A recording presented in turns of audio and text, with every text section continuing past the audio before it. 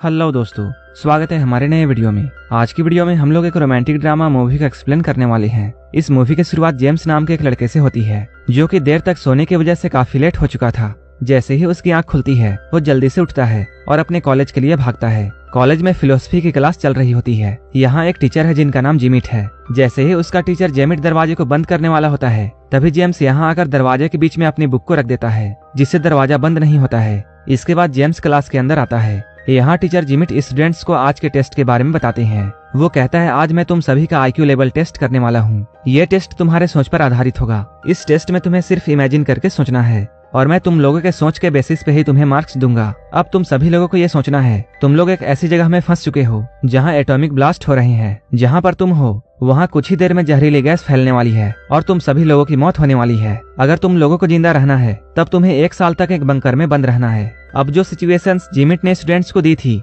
सभी लोग हे मूवी के चाहने वालों, हम आपके लिए लेकर आए हैं एक धमाका ऑफर। नेटफ्लिक्स और अमेजोन पर भारी भरकम छूट आपके सामने अभी प्लान लिखे हुए हैं। अगर आपको हमारे प्लान चाहिए तो दिए गए व्हाट्सएप नंबर पर कांटेक्ट करें।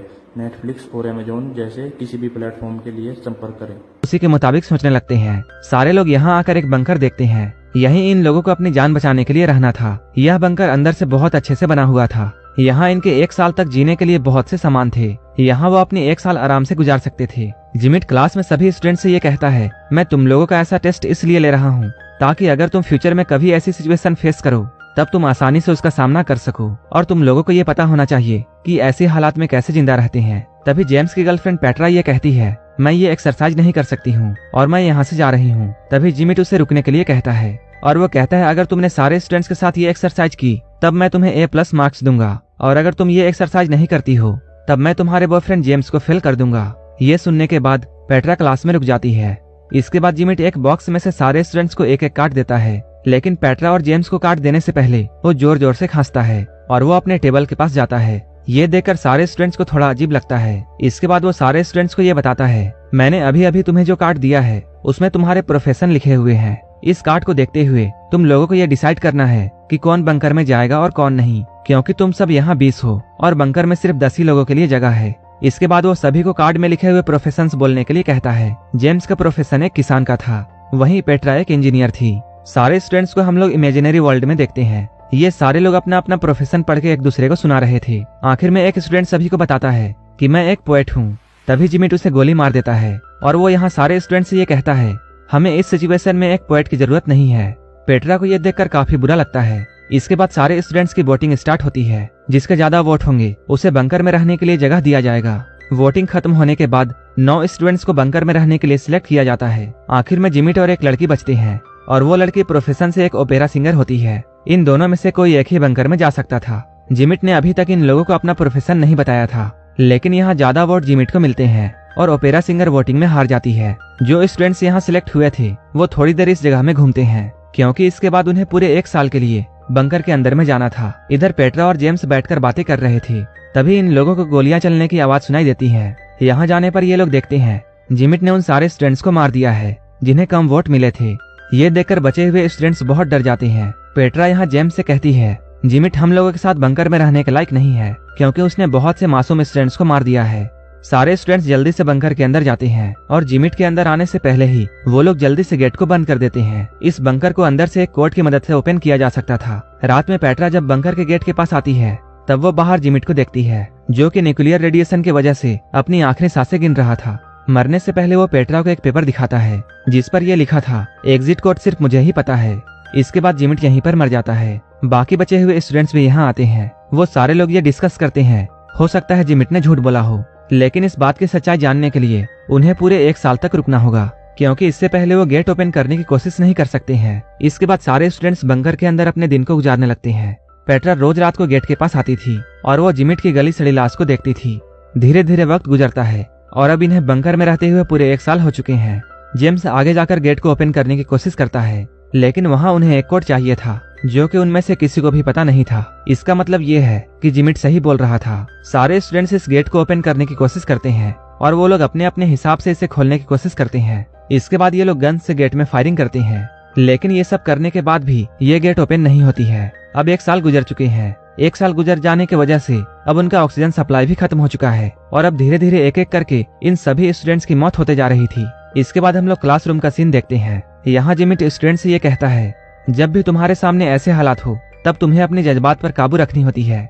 एक स्टूडेंट यहाँ जिमिट से ये पूछता है, आपको एग्जिट कोड कैसे पता था? तब जिमिट अपना प्रोफेशन कार्ड निकाल कर सभी को बताता है। उस पर बंकर बिल्डर लिखा हुआ था। इसका मतलब ये था कि जिमिट ने ही उस बंकर को बनाया था। अब जिमिट इन लोगों को दूसरा एक्सरसाइज देता है। इस सेकंड राउंड में ये लोग एक ऐसे लोकेशन में पहुंचते हैं जहां सभी तरफ वोल्केनो निकल रहे थे और न्यूक्लियर रेडिएशन की वजह से दुनिया के सारे लोग मारे जा चुके हैं। सिर्फ ये स्टूडेंट्स ही बचे हुए हैं। इन्हें फिर से पूरे 1 साल के लिए एक बंकर में रहना है और इसके बाद इन्हें फिर से इस दुनिया को बनाना है, यानी कि बहुत सारे बच्चे पैदा करना है। इसके बाद जिमिट बंकर के अंदर जाता है और एक गन को ले लेता है। इसके बाद सारे स्टूडेंट्स को फिर से उनके प्रोफेशन कार्ड दिए जाते हैं। इस बार भी जेम्स किसान था, लेकिन साथ ही साथ वो एक गे था, इसलिए वो किसी भी लड़की के साथ ना तो रिलेशनशिप बना सकता है और ना ही उन्हें प्रेग्नेंट कर सकता है। लेकिन फार्मर होने की वजह से जेम्स को बंकर के अंदर चुन लिया जाता है।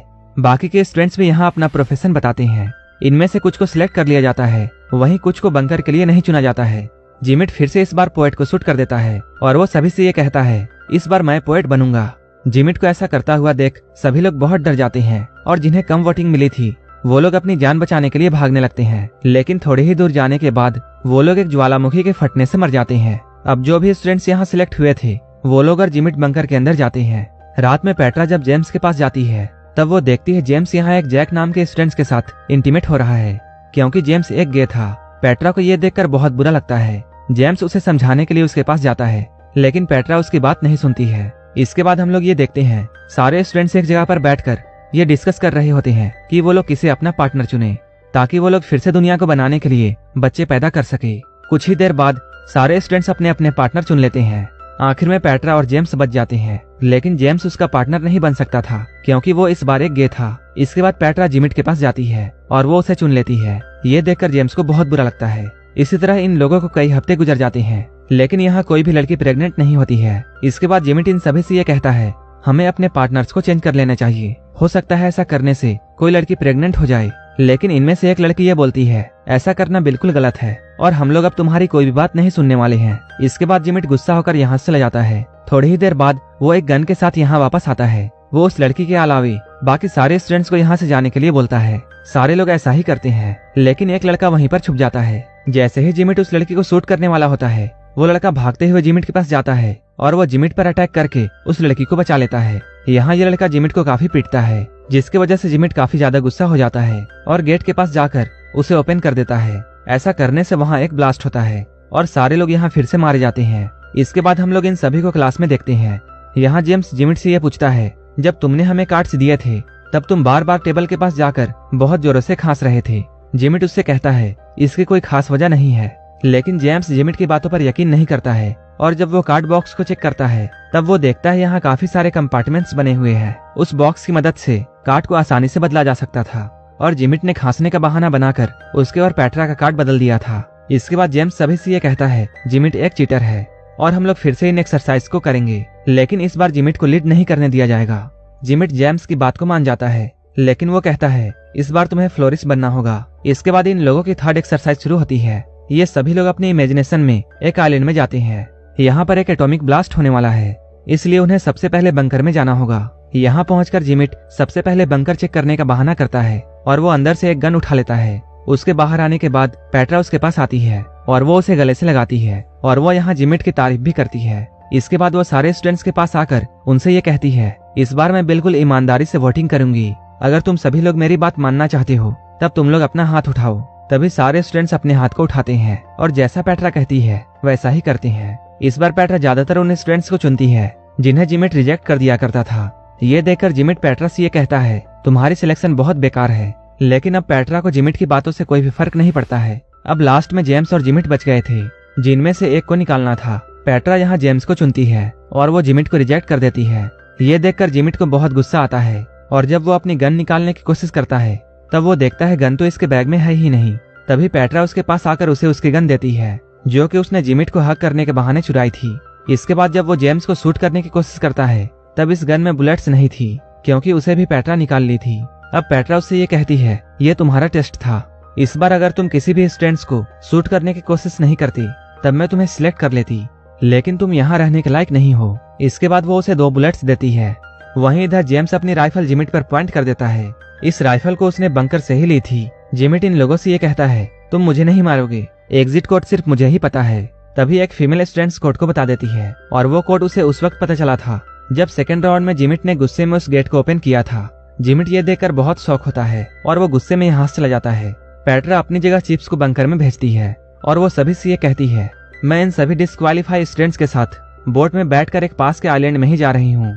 लेकिन तभी चिप्स उससे ये कहता है, बोट की चाबी तो मेरे पास है। जब पेट्रा उसके पास उससे की लेने के लिए आती है तब वो उसे बंकर के अंदर खींच लेता है और खुद बाहर चला जाता है। वो यहाँ गेट को भी बंद कर देता है। इसके बाद वो बाहर खड़े स्टूडेंट्स के साथ बोट में बैठकर दूसरे आइलैंड जाने लगता है। वहीं दूसरी तरफ हम लोग बंकर के अंदर देखते हैं जहाँ पेट्रा और काफी सारे स्टूडेंट्स हैं और सारे स्टूडेंट्स बंकर के अंदर खुशी खुशी रहने लगते हैं। अब इन लोगों को यहाँ रहते हुए फिर से 1 साल गुजर चुका है। जब ये लोग बंकर से बाहर निकलते हैं तब ये लोग देखते हैं अभी तक यहाँ कोई भी एटॉमिक ब्लास्ट नहीं हुआ है। तभी इधर क्लासरूम में जिमिट सभी स्टूडेंट्स से ये कहता है, अगर अभी तक आइलैंड में ब्लास्ट नहीं हुआ तब तुम लोग ये मत समझना कि तुम सबकी जान बच जाएगी, क्योंकि तुमने अपने टीम में कारपेंटर को सिलेक्ट ही नहीं किया है जो कि तुम्हें ऐसा घर बनाकर दे सकता था जहां तुम एटॉमिक रेडिएशन से बच सकते थे, और ना ही तुमने फार्मर को सिलेक्ट किया है जो कि तुम्हें नई नई चीजें खाने के लिए दे सकता था, और ना ही तुमने डॉक्टर को चुना है जो कि तुम लोगों का इलाज कर सकता था।